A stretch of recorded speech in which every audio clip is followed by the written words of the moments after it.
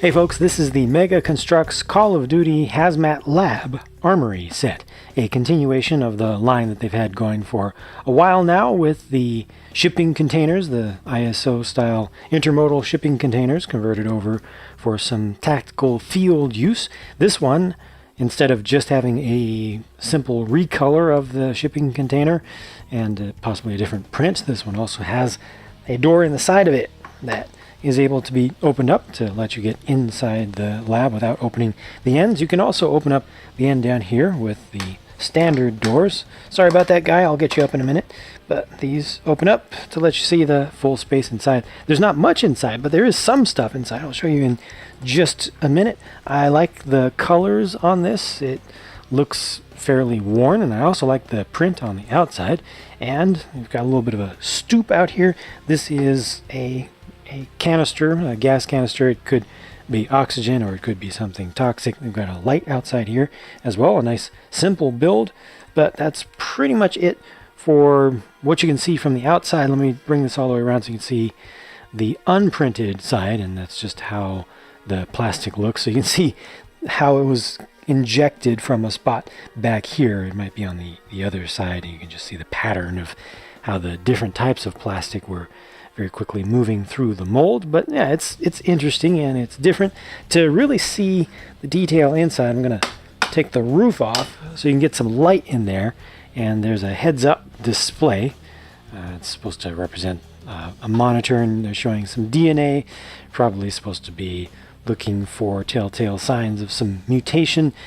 This is just a counter here, so I think this is either supposed to be only a remote monitor that you hook up to wirelessly, or maybe a touch screen, because I was expecting this to actually have a print on it for a keyboard, but it doesn't have any such thing. And then just on the wall over there are a couple of vials, and there are two builds for those, and one of them just shows the vial being half full and the other one is absolutely full.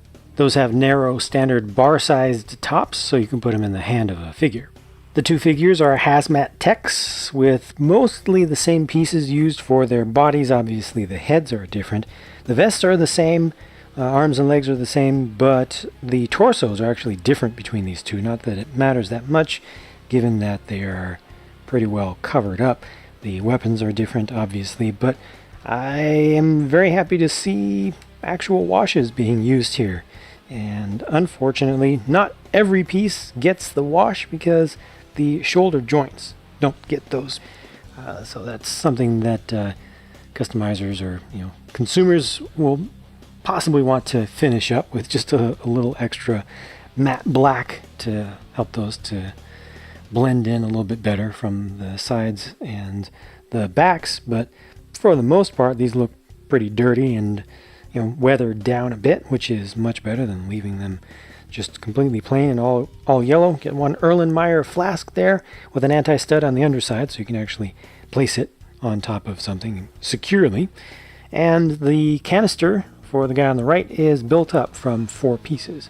Simple build, but it's nice to put together. Small details always, and that's just it for this set. These do have removable pieces, so the face mask on the right comes off, but doesn't really do anything, just reveals the painted eyes and eyebrows that you can already see.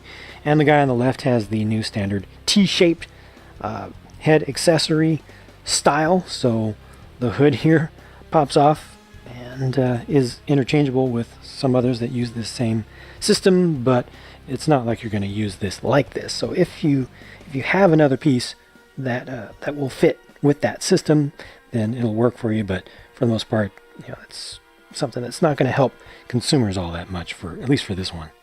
I've liked all of these shipping container based sets thus far, and this is surprisingly one of my favorites, mostly because of the color scheme and the fact that there's a little bit more going on with the container itself. I also like the figures.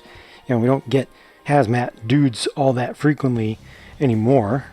I guess we haven't gotten that many in total, but they're just different.